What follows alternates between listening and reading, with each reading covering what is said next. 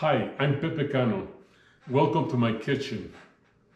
We just celebrated our anniversary with caviar, which my wife loves. And I always make a point to save some so the next day I can have my favorite breakfast. And this is how I do it.